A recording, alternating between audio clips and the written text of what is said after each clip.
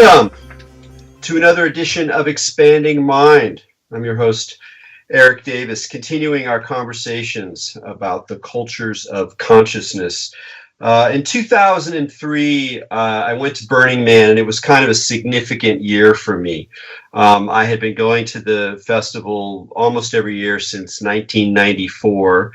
Back in the old school days, there was about 2,000 people when I first went there, and I wrote about the event the following year for the Village Voice. And then after that, I decided I didn't want to be my usual participant, observer, writer guy when I went out to the playa. So the next times I went out, I just dove in. I didn't take any notes. I barely remember what I did. It was a tremendous amount of fun. And then, I was starting to get a little bit, I don't know, jaded isn't quite the right word, but, I was sort of seeing the event. It was still really wonderful years, but I felt like I needed to kind of take a little distance from it when somebody invited me to give a talk on Burning Man, at Burning Man. And it was the first year that sort of speaker spaces developed on the playa. People go to festivals these days, at least in the United States, and there's, generally now a kind of area where there are speakers, talks, workshops. That was not always the case at festivals. And indeed, at Burning Man, organized speaker series didn't start until that year, until 2003, with Palenque Norte, a group that was focused on psychedelics, but had a lot of other irons in the fire. And so I gave this talk about Burning Man that went on to be an essay that I wrote that was a lot of fun. But the reason I'm telling this whole story is that the place where the talk took place was this bizarre, wonderful, weird kind of Buckminster Fuller igloo known as a hexayurt. And these started appearing on the playa in 2003, a year after they were invented by our guest today, Vinay Gupta. And so it's a nice little roundabout resonance, because I remember that space quite well, particularly because there was a storm towards the end of my talk. So I had to kind of scream into this sort of blowing dust storm, to all of these characters, a number of whom told me much later that it was a real transformative talk for them. So it was a transformative moment for me, and I have to thank Vinay for that. And Vinay is a very interesting character because he's known sort of visibly as a sort of visionary, particularly on issues about resilience, about poverty in the future. He's a disaster consultant, a software engineer who's worked on the Ethereum, which is a potentially quite revolutionary platform that uses blockchain technology and is associated with a cryptocurrency called Ether, or some people call it Ethereum as well, that has been blowing through the roof of late. And if that's all sounds like gobbledygook to you, then hopefully we might clarify this a little bit later in the talk. In any case, Vinay is kind of like a roving one-man band of futurology in a very realistic, very down-to-earth and profoundly ethical way that is quite inspiring. But what's also inspiring to me is that he's a very deep guy, and he has quite a fascinating spiritual story to tell as well. And he kind of, to my mind, almost epitomizes the sort of other possibility of contemporary spirituality, which is not to dive into your narcissistic navel of glossy, good-looking, West Coast hedonism, but instead to turn around from these experiences of enlightenment states or profound visionary experiences, or indeed tons of high weirdness, and return to the world with all focus upon the pragmatic reality of our condition here in the century of changes, of mighty changes. And so it's that connection that particularly interests me, at least for this conversation. So I just want to say thanks to Vinay for joining us on Expanding Mind, sir. And you're in London, right? Yes. I've been here almost 10 years. That's wonderful. I'll be coming to London soon for Breaking Convention at the. So hopefully you'll be around. Yeah, I want to just talk a little bit about the Hexayurt before we get to the sort of personal story we talked about before, and just in terms of what kind of you created these designs, you made them open source, you sort of just said, "Come on, world, take this marvelous design and run with it." And what was the sort of motivation behind that project, and how's it doing now? So the Hexayurt was explicitly designed for refugees. I was at a think tank called Rocky Mountain Institute in those days in Colorado, and somebody said, "Hey, Vinay, could you figure out? You're an engineer. Could you figure out how to make a refugee shelter that could be flat packed on a truck and then relocated with the refugees and then put back up again, so they'd have some place to live when you repatriated them?" And I was like, "Yeah, sure." And I went home, and 15 minutes later, I had the Hexayurt. And this was built on top of a kind of 6-month design process that I'd gone through unsuccessfully in 1995. When the folks on the farm in Tennessee asked me a very similar question. The farm is Gaskin's farm, right? It was one of the big famous kind of hippie communes of the 60s, 70s. So once it was done, the Hexayurt was kind of born into this context of it was about refugees. And then once I'd identified it was about refugees, it was kind of this question of scaling, like, well, how many refugees are there? Okay, there's about 60 million now, but the climate crisis expectation is we might have 150 million or more displaced. And that was the point where it became real. Like, okay, so I'm trying to design a living system for 150 million people on the absolute minimum amount of money that could be spent. And that pretty much set the direction for the next chunk of my life. But it was that framing of the question that did it. Yeah, and it seems like that's been one of your kind of key focuses, is just being very realistic about the fact that even in the best case scenarios, we're going to be looking at incredibly high numbers of displaced people, of refugees, of people continuing to live within grinding poverty. And it seems like one of your main design motivations, which is both technical and ethical, is to figure out the cheapest, most efficient way to create the bare minimum of items and processes and technologies that can enable people to have a decent life within these extreme circumstances that people are facing in the future. Well, I mean, the extreme circumstances thing is real for all of us already anyway, I mean, we know that the situation that we're in is that we're consuming 4 or 5 planets worth of resources on average. We know that we've got tons of homeless people even within very, very affluent societies like America or England or any other European country. So, the stuff is right in front of us, as we've just got to figure out better ways of doing this so that everybody can have a house.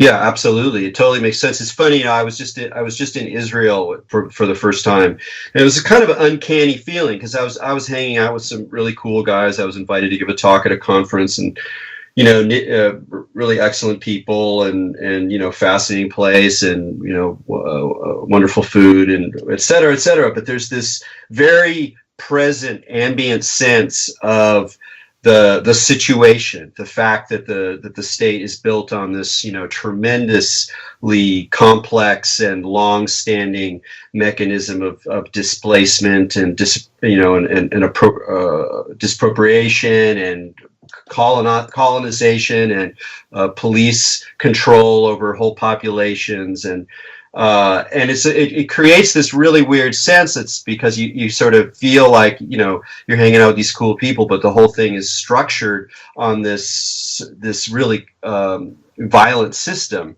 And then I kind of flashed because I was like, man, that's what we're all like. I mean, we don't see it as much, and it may not be as explicitly heavy duty in terms of the controls of populations, but just the way in which living in the West today, if you're paying attention, is like being aware that you're inside of this sort of relatively pleasant bubble, when of course all the time you can see directly through the cracks of the bubble towards people, as you say, even in your own community, but certainly on a world scale, that are organized very differently in terms of access to resources, control through, police forms and other forms of control.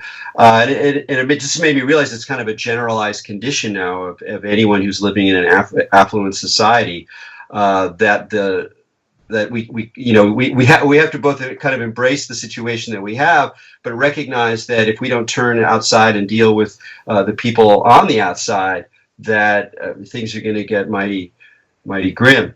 And I mean, I guess one of the things that motivates me is throughout your work is that there's a particular, I would say, kind of ethical quality, or sort of there's a feeling for your motivation in looking hard and realistically at these problems, but it seems to come from a deeper source than simply do-goodism or a kind of sense of moral urgency.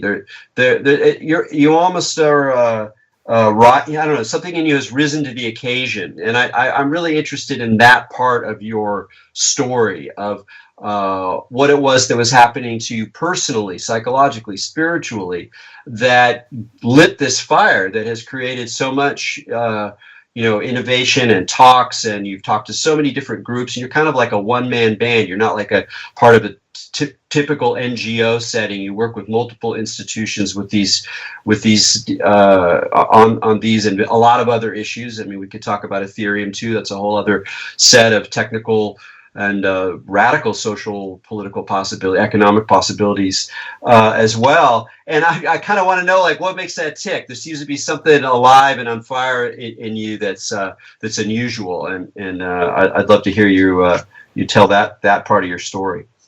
Sure. So, I mean, I'm 45 now. I started meditating when I was about 14. And I had a really heavy meditation practice. I was doing an hour a day, 2 hours a day. I had no spiritual beliefs. I had been raised as an agnostic. My father was a research scientist, and I kept that up for a really long time. And then one day my internal dialogue stopped. I just had no chatter in my head. There was no narrator. It was just this absolute pin drop silence. And, my first thought was like, oh, I've broken myself. I'm in real trouble. Wow. And it's, I say my first thought, and you kind of think, well, how do you think under those circumstances? And you just, somehow cognition occurs. So over the next couple of weeks, I noticed that I can still function. I can still go to work. I'm still acting normal socially. Nobody's commenting that my behavior has become strange. So apparently everything still functions. But I'm still in this kind of profound altered state. And, fortunately enough, I'm in the middle of reading the Yoga Sutra of Patanjali when this happens, BKS Iyengar's translation. And then I realized, like, okay, this is a normal state of consciousness that the Hindus have really good maps for. So I decided, okay, I'm going to be a Hindu, and that kind of takes me back into my father's culture, my father's tradition. So that was kind of the first really concrete step that brought me on this track. Yeah. I want to interrupt just because I've heard you, I've listened to you describe that state before, and I've of course read about it in other accounts that contemporary meditators have given. And the one part of it that I'm curious about is, how do you deliberate? So I noticed that my internal chatter often rises to a high pitch when I have some kind of decision, and I'm sort of an indecisive person. I'm a Gemini. I can always see multiple points of view. So even if I'm pretty calm and present through most of my day, let's say, then I'm there and I'm shopping for dinner and I have to decide between different items. I notice much more internal, like, well, what about that? What about that? What are you going to choose? What are you going to choose? And I'm curious how deliberation occurs in this kind of condition where there's this sort of tremendous dampening of the normal internal chatter. So most of the time, I just kind of know the right thing to do, right? In most situations, there's a choice between doing the right thing and doing the wrong thing, and you just consistently do the right thing, and there aren't actually that many choices. Sometimes I'll find myself sitting down and thinking, so what do I actually want? And that's kind of a self-knowledge thing, and you basically just got to sit there until you know what you want. Sometimes it's quicker, sometimes it takes longer. But, the majority of life's choices are about understanding your own desires, your needs, your aesthetics, or choosing between right and wrong. The really hard stuff is choosing between wrong and wrong. When you're in a position where there are two bad options and then you're trying to go backwards and forwards, that's really where the tough stuff happens. And for that, most of the time, it will play out as patterns of muscular tension. Like, I think about one course of action, my body feels a particular way. I think about another course of action, I feel a different way. And it's this process of kind of going backwards and forwards and kind of really feeling out almost into the physical structure how the organism is responding to the prospect. Fascinating. Yeah, that makes a lot of sense. I'm curious how many of the when you look. I'm just going to jump for a moment back into the sort of futuristic work that you do. But I was just inspired by this idea of how do we choose wrong from wrong. When you think about futures and future disaster potentials, preparation, resiliency, things that we can do to design a better future given the probability space of a lot of bad things happening. Do you feel like we're choosing between different wrongs, or that a lot of the time it's actually clear, at least for you, what the right thing to do is given these concrete circumstances and possibilities?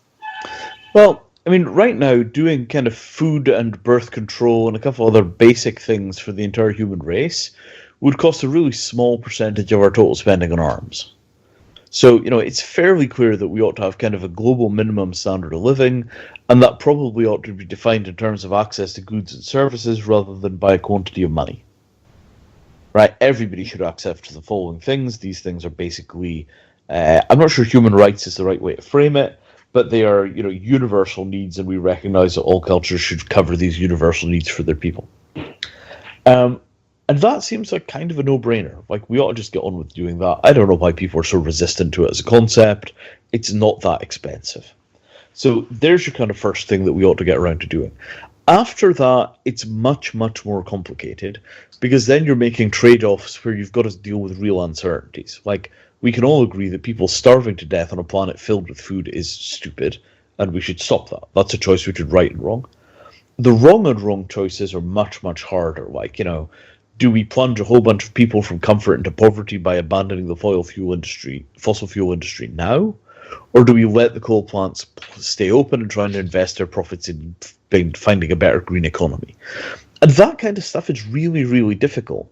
But in a sense, I don't care as long as we've covered the basic needs of the entire human race. Everything after that is kind of gravy, and I sort of feel like at that point I would be pretty happy to pass the torch. Like, okay, we got everybody fed and everybody's housed and nobody's dying of poverty, and what you guys do with it after that, it's up to you. I don't care. Yeah, that's interesting. It's almost like the clarity of that particular visionary goal allows you to suspend a lot of problems that a lot of people get. That's the main thing they get caught up with. Like, you have a sort of very clear vision of this basically, decent life in difficult circumstances, and that helps you cut through some of the complexities that otherwise can get in the way. And I mean, this is not stuff that has no prototype, right? Kerala in India is a 60 million person political unit with $1 a day income and life expectancy right in line with Europe. They're doing that because they have a society which is well organized for dealing with people's basic life support needs, and it takes that stuff seriously as the real business of the state, rather than viewing it as a kind of fourth or fifth or ninth priority. And they're really good at that stuff.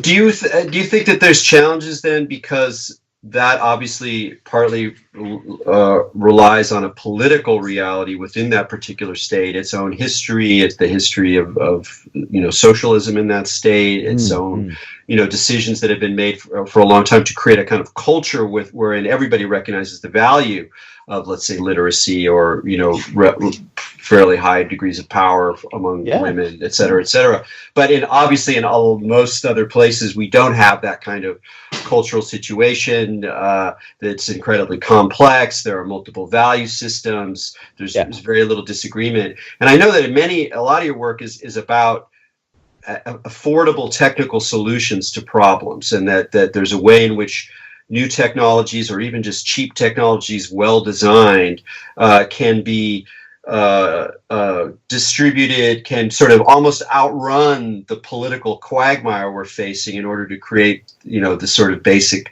conditions of sustainability or livability. But how do you feel about all of the political, ideological, cultural blockages? Let's say the blockage between even being able to conceive that a universal guaranteed income is a good idea. I mean, there's an enormous, like, especially in the United States, enormous resistance to that idea. I mean, you can't even, that's not even a conceivable thought for many conservatives in our country. It's just absolutely anathema. So I'm curious how you feel. Like, is the goal to more kind of elude those problems? Is there a sort of vision to counter them? How do you deal with that political, cultural morass that so much of us experience these days when we're trying to think about the future? Well, so I've gone through phases on this. One of the great lessons that I took from Gandhi is that Gandhi changes his mind. Young Gandhi, middle-aged Gandhi, old Gandhi, and really old Gandhi believe fundamentally different things about the world, and he tries things, and when they don't work, he tries something else. He learns from his mistakes. So he doesn't have an ideological certainty about what will work. Rather, he goes forward and he does the experiments, right? This is why his book is called My Experiments with Truth. So, when I first came up with the Hexiar and the critical infrastructure stuff, and really made the discovery, and it wasn't a discovery like the first time in the world, it was just discovery for me, it was new to me. So I discovered that, we could actually deal with all of the human race's basic needs in a really cheap and affordable way. And at that point, what I realized was that all the poverty that we see around us is optional. It's not that we don't have enough food, we're growing twice the number of calories it takes to feed the entire human race. It's not that we don't have enough shelter. Shelter is incredibly cheap. We have plenty of land. All of these problems could be solved.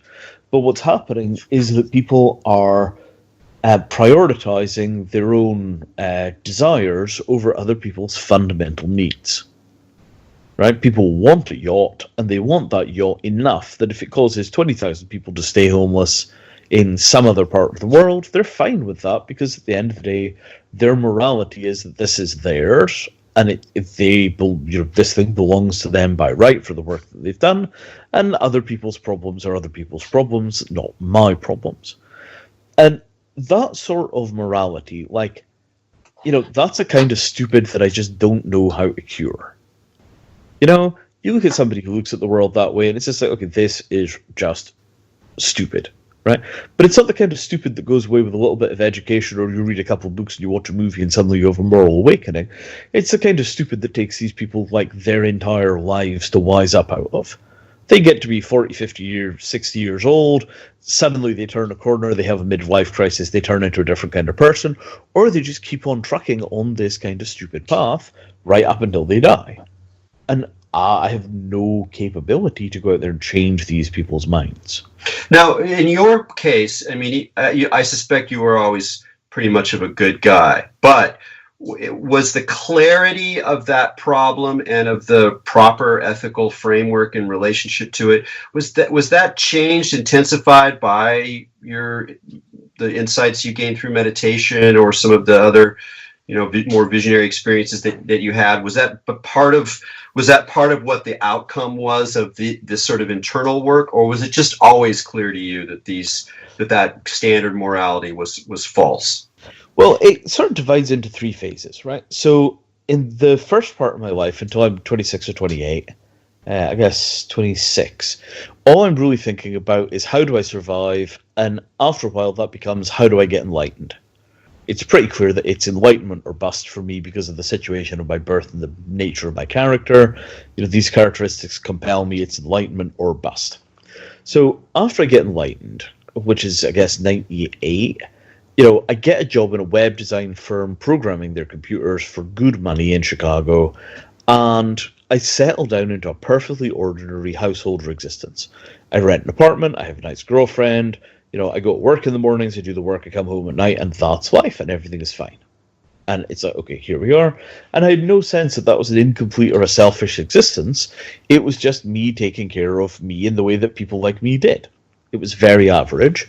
And I was going through the world as this kind of mystical, wonderland, because I was looking at the thing through an enlightened perspective.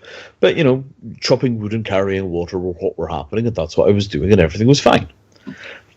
Spring of 2001, I'm meditating in Chicago, trying to tune into a Hindu religious festival that's happening on the other side of the world called the Maha Kumbh Mela, 140-year cycle.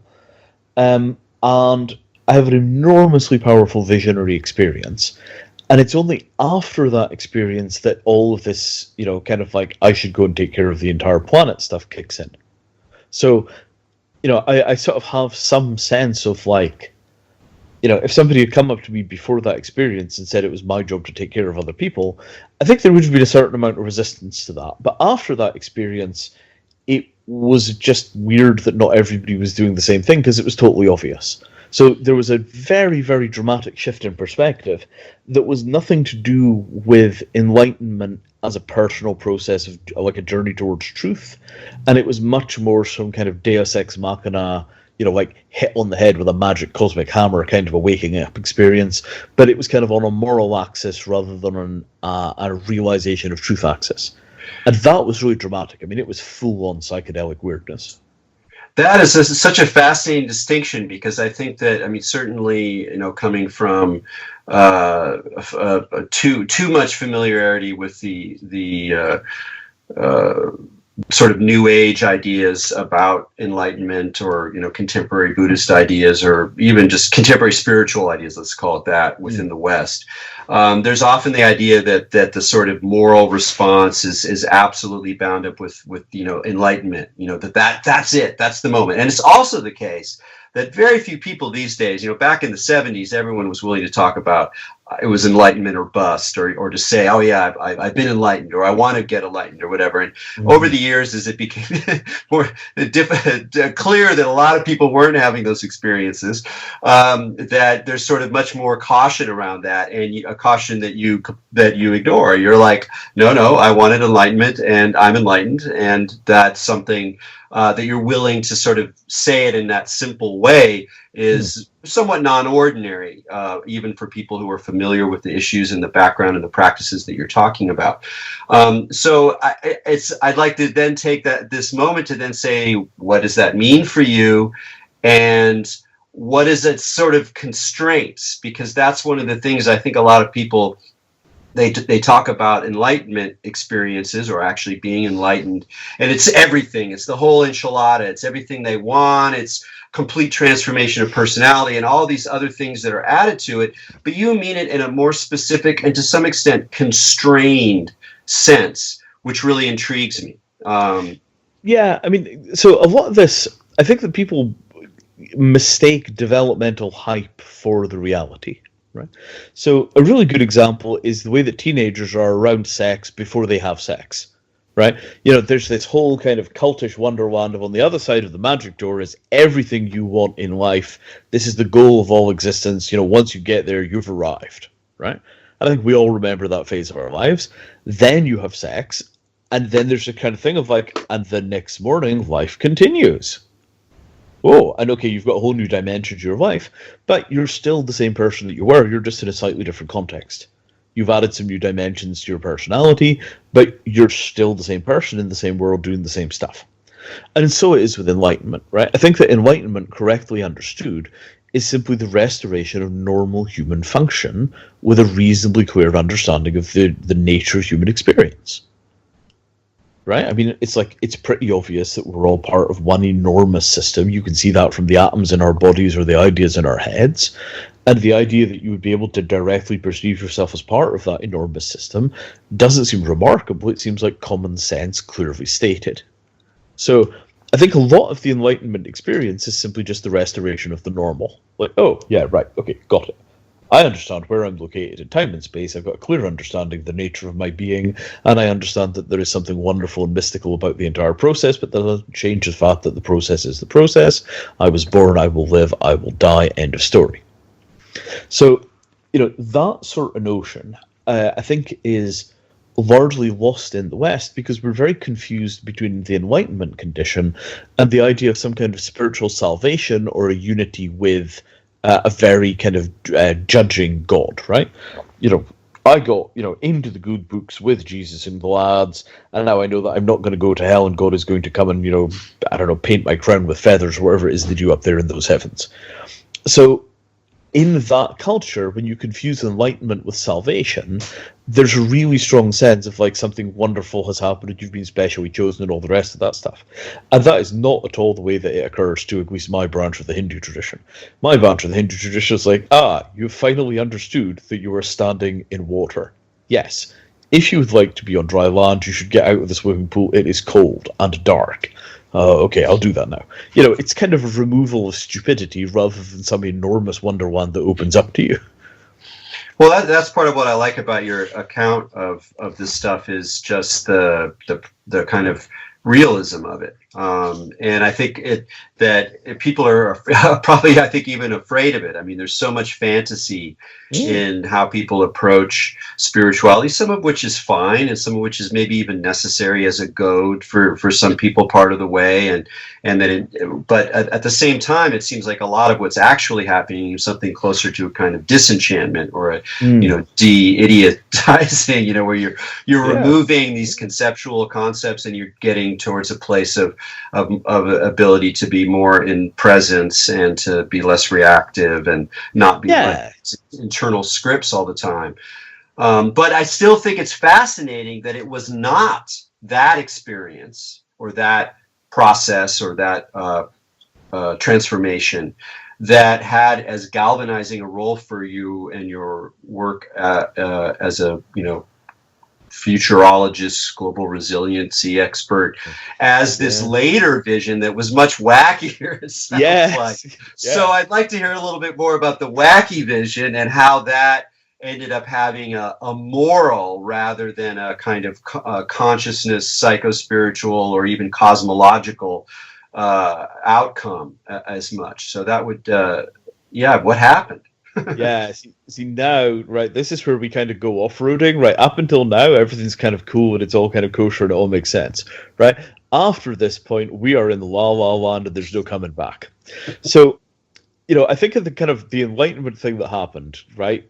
As being very much, before Enlightenment, chop wood, carry water. After Enlightenment, chop wood, carry water, right? It went from being a video game, kind of computer graphics guy to being a web design guy. And that was the big, life just continued. It wasn't a discontinuous change in the pattern of my everyday events. My interior consciousness was completely transformed. The exterior was basically pretty much the same, right? I got a better job. That was really nice. I went back to work. And it was pretty disruptive at the time. I mean, let's make no mistake. It was an extreme spiritual practice that led me there. But once it was done, the idea was that I went back to the sort of natural flow of my individual life, pretty much on the same track I'd been on. Then comes 2001, spring of 2001, sitting meditating in Chicago, stone cold sober, and I have an honest to God, only one that I've had in my life in this kind of form, vision. And it is, it's like this thing is being projected into my head with enormous clarity and force. And the emotional tone of the entire thing is 100% Douglas Adams or Monty Python. It is like the universe showing up with this incredibly important message wrapped up in total farce. And to this day, I cannot tell you why it landed in that form. It's absolutely bonkers. So I'm sitting in Chicago, and what opens up in my head is this infinite airport, right? It's 100,000 booths wide. The queues are 100,000 years long. The entire thing, it's like the entire human race is in this infinite airport. And they're trying to get all these people reincarnated onto a new planet because the Earth is dead. There are no more human births available. Everybody has snuffed it, and they're all in this enormous holding pen, being reincarnated onto other planets in their extended family groups. And I'm just staring at this, and this is being presented as being kind of funny. Like, oh my god, the queues are so enormously long. Wow, this is a mess. This is going to take forever to sort out. Wow, it's all gone wrong. Awful. But it's being told as a joke, right? Second phase opens. About 24 of the staff of this facility pop up, and they're like, Swami, it doesn't matter that all these people will die, that the Earth will die, everything that will burn will die. But if they all die right now, we have to do the paperwork, and we can't stand listening to 100,000 years of people complaining. And then there's a little more of this kind of stuff, and then they vanish, and that's it. There's the vision. And I'm just sitting there staring at the room like, okay, what the hell was that? Number one. And number two, I've waited all my life to have some kind of contact with, the great beyond, whatever it is, and it turns out to be Douglas Adams is God. What the hell is this? So I'm very confused, but, there we are. And then a couple of days later, there's sort of an aftershock, and there's this kind of seismic bomb that kind of goes off in my head. And, I have this feeling of like just inhuman power and clarity and force and, wisdom, and, just this boom goes off. And then I'm off to the races, and I get it into my head that I'm going to move to Aspen, Colorado for some reason. And, it's like this mashed potato tower kind of period where I'm just running on some kind of interior instinct. It's like, remember the crazy scene in Close Encounters where the guy... Sure. Right? So it's kind of like that. There's like a homing signal, which is Aspen, Colorado. And I just pick up my life in Chicago, and I move to Aspen, and I get a job. And it's, it's a lot more complicated than that, but I wind up working for a Tibetan Lama, and shortly after that, I'm working at Rocky Mountain Institute, and now I'm disaster guy. And it was just this kind of like, well, I don't pretend to understand what that vision was or where it came from, but apparently it worked, right? And here I am, I'm a new person doing a new thing. Oh my God, it's so amazing. There's so many things to say about that. I mean, it's just, one is just the role of the humor and how the absurd is part, at least for, I think, modern, contemporary people. It's part of the weave. I mean, maybe there was always that absurd element, and that some, mystics in India or at the Amazon were getting hilarious visions, 2,000 years ago. But it's very much seems to be part of our spiritual zone, that the sacred and the profane smash into each other and create absurdity.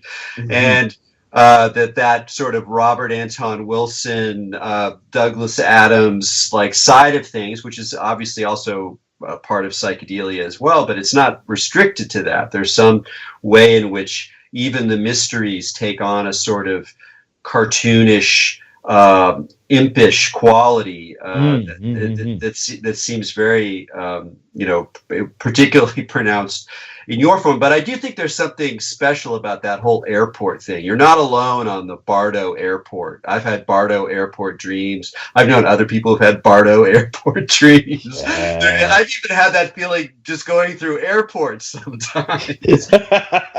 Yeah. But absolutely. The other thing that I heard you talk about in another discussion online that I thought was really key is the way in which you talk about how these, in that talk you called them mythological experiences, which I think is a fair way of putting it, that these visionary mythological experiences are singular. They're unique to people. It is not that you saw or believe that you saw, which is probably even more the important point, some fundamental truth that is true for all about the nature of the future and the afterlife and the beings who are controlling or guiding our souls, et cetera, et cetera. You had this experience, you allowed it to obsess you, or you had maybe had no choice. It moved into you. You went through the crazy mashed potato period of like, I have to change my life. You were quote unquote a little mad for a spell. And yet at the far end, as you sort of found your way into another life, it wasn't like, and then I saw the truth. And then I've had the explicit download about the airport Bardo reality. You were able to both take the vision seriously, at least as much as you could given its absurd character, but take it as a real vision, to even let it inspire you to make radical changes in your life, and yet not hold on to it as a now more fully revealed truth or a truer truth. Why? How did that happen? How did you navigate that? Because that's where a lot of people get lost. They get caught up in being messiahs. They've had the vision. They're full of inflation. I mean, I've seen this over and over with people. that didn't, it's, you didn't really happen with you, or at least it not on the far end of it. So how did that negotiation happen?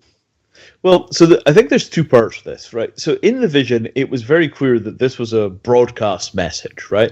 It was kind of like, I got the feeling that I was one of maybe 10 or 100,000 people that were getting poked to get up and go do something. There was no element of like you were the chosen one. It's more of like all points bulletin, general distress call. Could we please have some more cashiers on aisle 14, please? So that was certainly part of it. The other part is that I had excellent training from my guru. My guru was a crazy little Jewish lady from New York who'd gone off to India in the 60s and 70s and came back enlightened, and she was hilarious. I mean, just one of the funniest, weirdest people that history has ever known. And she's left almost no footprints. There's no book, there's no organization left behind, there are barely any pictures. She's just something that happened and then just washed out of reality, which is how she wanted it. She was very much about not leaving footprints. But her approach to me was always basically hilarious. There was this kind of thing of like, I think the first time she saw me, she turned around and looked at me, it's like, oh, it's you again. It's like, what? And it kind of went on like that. She used to say, Vinay, you have the body of a god. Unfortunately, it is Lord Ganesha. And this was quite funny, because I've always been kind of a fat guy. And it was kind of like, yeah, okay. And then one day she kind of blindsides me, Vinay, I think you might be a fourth grade avatar of Lord Ganesha. And I'm like, I can see the wind up, okay, there's a punchline here. How do I avoid it? So I say, so what is a fifth rate avatar like, O Guru? And she says, usually made of plastic and hangs from rear view mirrors. And it's quite hard to get to inflation from that kind of situation. I've certainly done things where I look back, and I think, that is beyond human norms. Like, that is really seriously, that was a thing. Wow.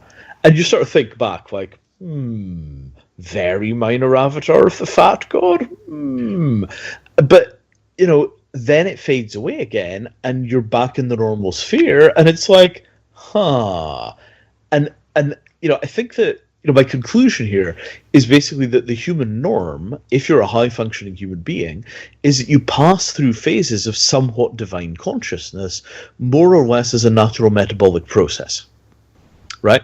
So if you're an artist, they occasionally have these enormous peaks of creative power, and they'll go through a 6-month or a year period of just being on fire, and then it will kind of fade back and they'll go back to their kind of regular pattern again. So I think that in some ways, I think a lot of religion is basically storytelling around really complex human metabolic processes that play out in our minds and our bodies.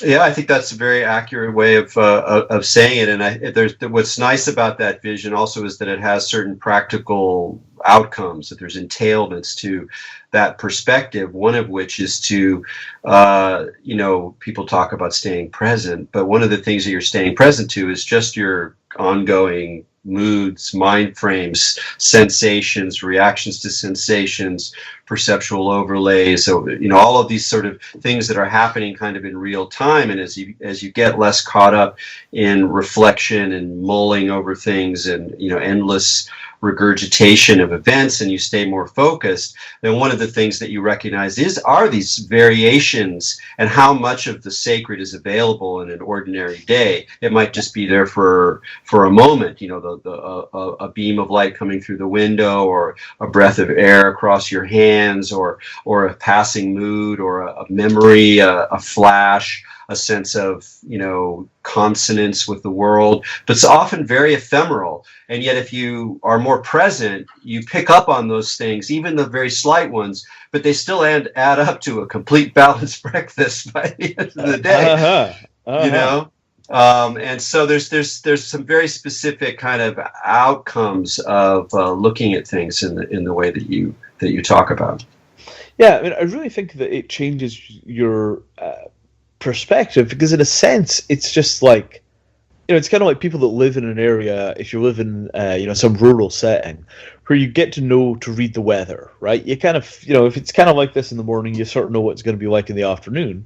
And so you just don't get caught out in the rain very much. You're not always carrying the wrong clothing because you sort of know the pattern of the day and you've got a sense for things. And being able to live like that in complex, rapidly changing environments really feels like a special kind of privilege. Like I'm in harmony with my environment most of the time because I'm sensitive to the shifts and the shuffles, and I can kind of roll with it, and I don't have such a fixed sense of identity. So I go from being locked on this humanitarian quest really consistently on basically zero budget for 12 or 14 years, and then I get to a turning point, and it's like, okay, well, the next step is hypercapitalism. And now I'm going to go off and I'm going to do that instead. And, being able to make a turn like that without it costing me my identity comes from this long practice of understanding that things are change. So, what is the shift to hypercapitalism in your career? What are you up to now? So, a lady called Daisy Eris Campbell, who is the daughter of Ken Campbell, put on a play called Cosmic Trigger, which was the biopic of Robert Anton Wilson's life. And I didn't know very much about Robert Anton Wilson's life. His books had enormously influenced me. Like, I wouldn't have survived my 20s without Prometheus Rising. That thing was an anchor for me in a huge way. And my life has been kind of weirdly wound around Anton Wilson's life. I was in Santa Cruz living with friends of his when he was dying, and they kept trying to get me over there to go and do his last rites, and it just never happened. He was just a little bit too ill for new visitors. And so there was about a 2 week where it was on kind of this hot standby of we might get the call, and then he just slipped away. So I was always left with this weird sense of incompleteness with Anton Wilson because I'd never met him, and yet he'd been such a huge figure. So I go and see the play, and the play completely smacks sense into me about money and dealing with Western society. Like, up until then, I'd been very ascetic. I took no more out of society that I could live on. I was always broke. There'd be occasional prosperous times, but it would never last more than a few months.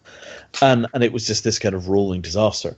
And I saw the play, and then I realized that, huge amounts of his life were scarred by poverty. He'd left the material security. He went out into the wilderness. The wilderness was filled with wolves. His children were incredibly badly affected by the fact that he was broke. And, I realized, like, wow, if Bob couldn't make it out here on no money, there's no way I'm going to be able to do it. And it was just this thing of, it was like the final closing on the door. Okay, if you couldn't make it work, I am not going to be able to make it work, so I'm going to change track and I'm going to go and get a job. And that was a huge transformation. I mean, it was like being hit with a bat. And then the job that I, lacked into was Ethereum. So it was a charity run out of Switzerland that had raised some money in Bitcoin, and we're going to build a smart contract platform, so sort of like a cryptocurrency with a scripting language built into it. And I joined that team, and I went back to doing tech, and it's turned out to be hugely successful. Ethereum's current market cap is $35 billion, and it's a really big deal. And it's like, whoa, for the first time in my life, I have something resembling a career. Amazing. Where did that come from? So, all praise to St. Robert Anton Wilson. He's still guiding me on the path. Well, I also wanted to ask you a little bit, a kind of Wilsonian question. We're winding down here a little bit, but is that there's aspects of your worldview that strike me as, in some ways, libertarian, particularly the way in which you are thinking in terms of your human rights or the resiliency work, thinking about how to avoid government, how to avoid large NGOs and state actors, and et cetera, and how to use technical solutions that enable people to develop more autonomy, maybe on a village scale or a small family scale. And so there is this kind of sense of like all the good that can come from avoiding large state actors. And at the same time, you have some very pointed critiques against contemporary libertarianism, corporate libertarianism, whatever you want to call it. And because Wilson himself is very interesting that way, and that some of his ideas you can hear in the mouths of techno-libertarians from contemporary Silicon Valley, but he also had a tremendous ethics and also a sense of the realities of poverty and the one of the things I remember him saying about the problem with libertarians is that they basically hate poor people, and he didn't, and partly because he was one, or sort of chose to be one in some ways. So I was curious, as you move into this different zone where suddenly you're dealing with economics and cryptocurrencies and things that are going to be used by state actors and blah blah blah. How do you find your own sense about freedom, movement vis-a-vis the state changing or opening up as you go forward? So, I mean, there are really only two things that I fundamentally believe in this kind of domain, and the first one of those is individual free will, right? Like it or not, individuals clearly have freedom of choice about what they will or they won't do, and that's pretty much the end of it, right? They will sit there and do nothing until they die if they choose to, and there's nothing you can do about that. So individual free will, you got to work with it because you can't get rid of it. Second thing is industrial mass production really works. It's enormously cheaper to make 100 million buckets than it is to make one bucket. And as a result, you're going to wind up with a certain amount of mass production of structures as just a part of the way that the economy works, because it really is more efficient to do it that way, up to some certain limit. So I think those two forces have been basically playing off against each other for most of the time since we invented industrial mass manufacture. Now we're going into this post-industrial phase and nobody really understands what wealth is or where it comes from or how it's created anymore. I have a feeling that we're going to need a whole new raft of political theory to deal with this kind of post-industrial time, but I don't think we're going to get it until virtual reality is mature. And once virtual reality is mature, I have a feeling that that might give us an ability to think clearly about politics in a new way, because we could build such comprehensive alternate worlds and then run around in them and see how they work, that it might give us some kind of leverage on the questions of how we do politics in the real world. Also, the role of VR in your vision is that it will allow us to create really complicated let's call them game worlds, where you can run alternate possibilities and sort of show the power of certain decisions that could be made, or certain technical interventions. That will be something that people will be doing. Well, I think it'll be like fiction, but it will be fiction that needs a certain kind of internal economic logic, otherwise your simulations crash. Every time somebody tries to monkey around with like a game economy in something like Eve or Warcraft, you usually get massive exploitation of their manipulation in such a way that you get kind of crazy outcomes in the games, right? So similarly, if you're going to try and build a science fiction world that a lot of people are going to explore, it's going to have an internal rationale about how things work, or the players will game the hell out of it. So I think that these kind of virtual worlds might turn out to be real hotbeds for socio-political innovation, as we try and lots of different models for modeling and managing the virtual world. I think we're going to build a lot of kind of gut feel experience about how the real world works in ways that we currently can't. So I think it might be kind of like a wind tunnel for developing new political models. Fascinating. We just got a couple of minutes left, and there's one other thing to pick up on some of the discussions about spirituality that we were having before, and I know it's a big issue that you brought up in some of your talks, is the idea of living with uncertainty. It seems to me that one of the central things that people could be doing now, as they, so many people, they know that things are changing. They know that the future is going to be very different. It's very scary. They're still living in the kind of habitual stream of earlier generations or earlier worlds that are not really in some ways alive anymore. And so it's a very precarious kind of experience, even for people who are doing okay in the situation. And it seems to me that one of the keys, which is both intellectual, future-oriented, and also spiritual, or a certain kind of spirituality, has to do with uncertainty and living with uncertainty, and the certain kind of freedom that can come from really embracing the degree of uncertainty that is probably always the case, but is certainly the case now. And I'd love to hear you say a few words about that sort of practice of living with uncertainty, even as we are driven to come up with and try new solutions, new answers, new concrete outcomes. It's not just about, who knows, man, let's just see. But there's still some kind of active uncertainty within your process that intrigues me. Oh yeah, I mean, I am hugely uncertain about things. And And I mean, a lot of this weirdly comes from the science side. So, I've looked at physics. It's pretty clear that we don't know what the universe is made of, and we're having a really hard time explaining the shape and pattern of the stars in the sky. We talk about dark matter and all this kind of stuff, and nobody really agrees. We can't measure the stuff, and it's a bit of a disaster.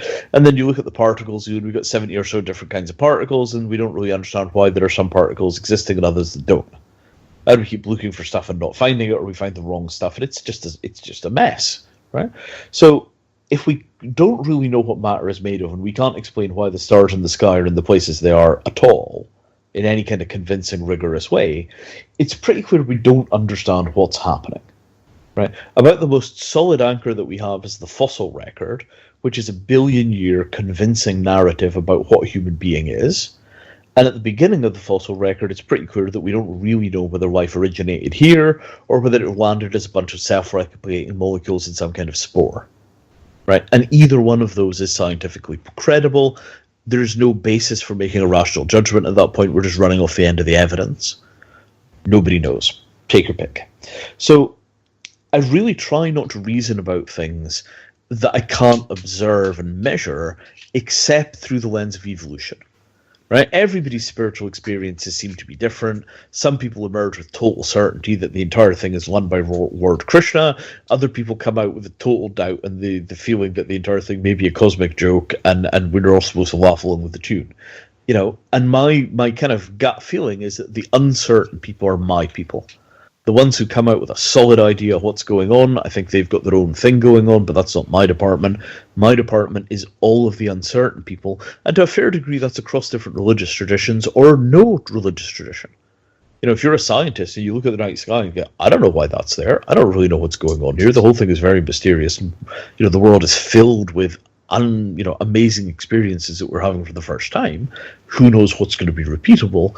That kind of agnosticism and acceptance of our limits of knowing, I think is a really, really beneficial position to be in. It can be hard to maintain. I mean, there's always this sort of siren call of faith, but at the end of the day, I think we've got to stick with the experience and stay in the unknown, because that's where the science is, and the science is still one of the best tools that we're ever going to have for knowing what is true. Wonderful. We're going to have to end it right there. Vinay, I knew this was going to be a great conversation, and it was. Thanks so much for coming on to Expanding Mind.